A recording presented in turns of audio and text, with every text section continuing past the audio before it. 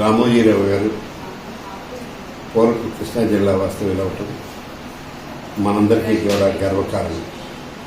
ఆయన ఒక నిబంధనతో ఏ కార్యక్రమమైనా చేసేవారని ఆయన గురించి చెప్తే చదివితే తెలుసుకుంటే కాకుండా ఆయనతో స్వయంగా నేను 83లో ఎమ్మెల్యేగా కంటెస్ట్ చేసి నేరుగా నేను ఓడిపోయినప్పుడు ఆయన కూడా మమ్మల్ని పిలిచి కొంతమంది తోటి కృష్ణా జిల్లా వాస్తవాన్ని ప్రత్యేకంగా నన్ను ఎన్నేని సీతాదేవి గారిని కూడా ఆయన పిలిచి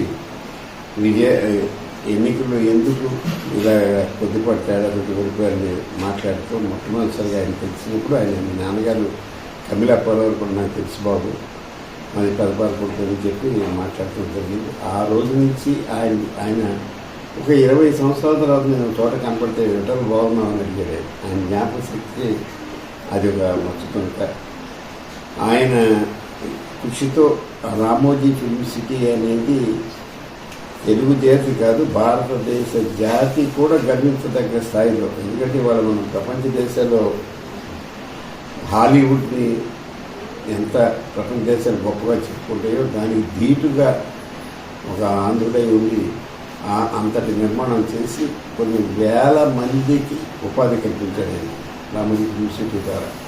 అలాగే సినిమా రంగంలో మళ్ళీ ఇవాళ అవుట్డోర్ షూటింగ్కి ఎక్కడికో కాశ్మీర్కి వెళ్ళాల్సిన అవసరం లేకుండా, లేకపోతే ఇంకేదో శ్రీలంకకి వెళ్లకుండా అటువంటి చేసిన వ్యక్తిని ఈ ప్రభుత్వం వచ్చాక ఆయన మానసికంగా నా లెక్కైతే ఆయన ఇంకో 10 సంవత్సరాలు బతికి కూడా ఆరోగ్యం ఒక మానసిక క్షోభకి గురి చేసి ఆయన అంత పెద్ద వయసులో 95 ఏళ్ళు సమీపించిన వయసులో కూడా ఆయన అరెస్ట్ చేయాలని చూడటం.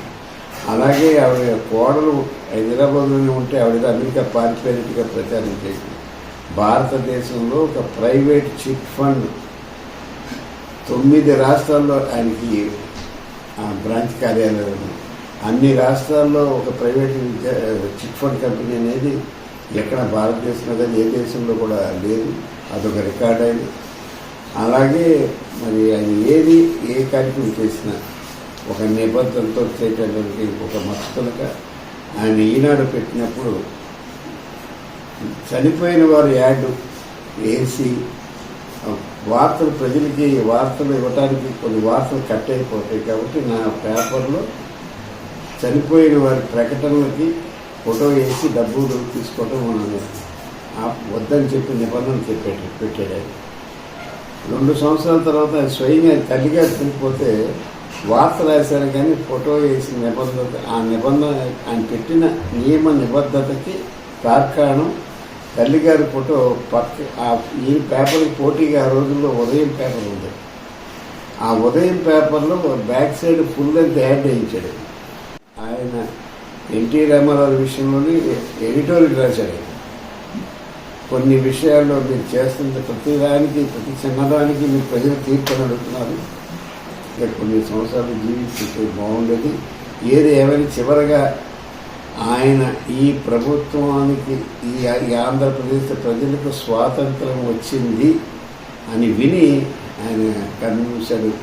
దానికి ఆ ఒక్క విషయం నాకు సంతోషంగా ఉంది. ఆయన వయసులో సంతృప్తికరంగా ఆయన చనిపోయాడు అనేది ఆ సంతృప్తికి మనం ఆ సంతృప్తితో ఆయన సరిపెట్టుకోవాల్సి వచ్చింది. ఆ చివరిగానే ఆయన మంచి కవులు ఉన్నాడని ఆశిస్తాను. ఆయన ఆత్మకి ఆ సర్వేశ్వరుడు శాంతిని ప్రసాదించమని కోరుకుంటూ సెలవు తీసుకుంటాను.